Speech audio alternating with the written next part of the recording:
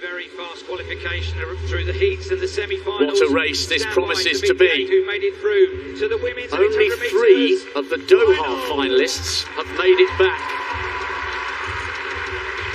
for this year's World Championship showdown. Raven Rogers is one of them. Got a silver and finished very quickly 3 years ago and got a bronze last year at the Olympics. Studies here. She's a huge favourite with the crowd. Dariba Welteji, World Junior Champion over 800 metres. World Junior Silver over the 15 last year. She's been working on her stamina. Let's see if she can come through late on. Argie Wilson was only 900ths of a second behind Ah Thing Mo at the US Champs. She's the World Indoor Champion and she's brimming with confidence and belief. Mary Mora, 50.84 this season. She is a brilliant 400-metre runner. She's won the Rabat and Stockholm Diamond Leagues over the 8. And she looks confident and relaxed, and that's a dangerous combination. Ah Thing Mo, just 20 years of age, a double Olympic champion. She won the 4x4 as well as the 2-lap showdown. She is the favourite and she's under massive pressure here, because Keely Hodgkinson finished just behind her in Tokyo, and she too is a prodigious young talent, the Olympic silver medalist. She's lowered her 400 PB this season. I've never seen her looking so focused. Natoya Gould ran a brilliant tactical race in the semis, sometimes guilty of getting it wrong and getting nervous in the finals. The Commonwealth bronze medalist will believe this is her best chance to shine. Anita Horvat ran under 2 minutes for the first time in the semis to make this final. The Slovenian will love every single second of this. Horvat in 1, Gould 2, Hodgkinson 3. Mo, the Olympic champion in 4, Mora, the African junior champion in 5, Wilson, the world indoor champion in 6, Welteji, world junior champion in 7, and Rogers, the silver medalist from Tokyo last year, in 8. The 5 fastest women in the world this year are all here, all 3 Olympic medalists. The stage is set for a superb 2-lap showdown. How will the tactics play out? Mo of the United States loves to front run. Hodgkinson looks like she's holding the inside line. Welteji coming over in front of Mo and the Briton. All 3 of them just 20 years of age, brimming with youthful talent and self-belief. Welteji hugging the curb. Mo hasn't hit top gear yet. This is a more conservative first lap. She's saving her energy because she knows the quality of the field and they're all bunched. Wilson and Rogers towards the back. They take the bell in the final of the women's 800 metres. It's the last of the middle distance goals.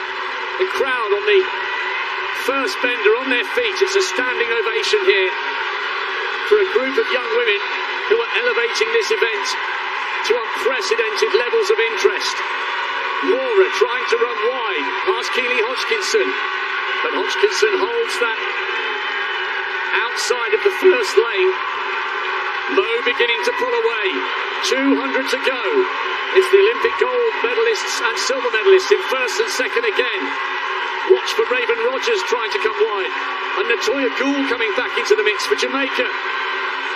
Mo's drifted towards the outside of the first lane, and Hodgkinson thinks there's a gap, and she's found it. Side by side, shoulder to shoulder, the crowd roaring Mo on. The Olympic champion is just about going to hang on and become the world champion. Hodgkinson less than a step behind, and Mary Mora completes the podium for the bronze. That was so much harder than Tokyo. Hodgkinson so very, very nearly found a way to dethrone a woman who just doesn't know how to lose over 800 metres. The two 20-year-olds had the entire stadium on their feet. What an absolutely brilliant race. And somehow, under crushing pressure, Mo found a way to hang on. Gold and silver again for the American and the Briton Keely Hodgkinson. A second successive silver, but there's no disgrace in that. It was one of the great duels over 800 metres. Well, and you look at those times, 156.30 for Athene Mo, Keely Hodgkinson, 156.38. And I think Athene Mo was really happy to let somebody else take the lead on that first lap, but you knew it was that third 200 where she was really going to try to push it, make everybody get out of their comfort zone. But Mary Mora, she comes through 156.71, personal best. Personal best for the fourth place finisher as well. Love to see all those PBs up there, but Keely Hodgkinson has gotten as close as anybody this season to beating Athene Mo. I was having a burger before the evening began, and a group of American track and field fans said to me, do you think Keely Hodgkinson can beat Athene Mo? I said, there's a glimmer this year because Mo hasn't quite been as fast over the 400 as she was in 2021.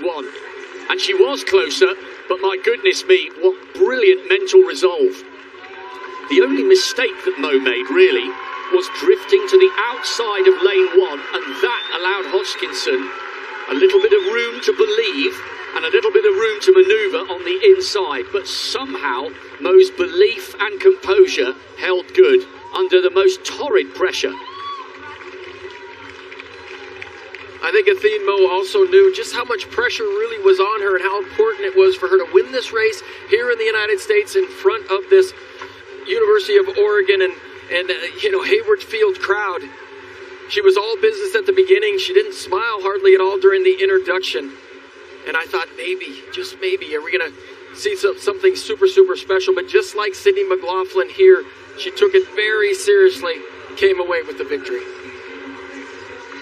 I really think they did save the best middle distance race for last.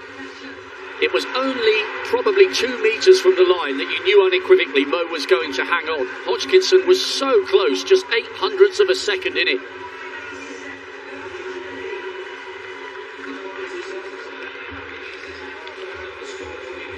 And the great thing about that rivalry, they're both only 20. Athene Mo and Keely Hodgkinson with one of the great middle distance duels that will long live in the memory. The American taking the title, Hodgkinson silver again, as it was in the Olympics last year, but it's getting closer. Mora completed the podium for Kenya with the bronze.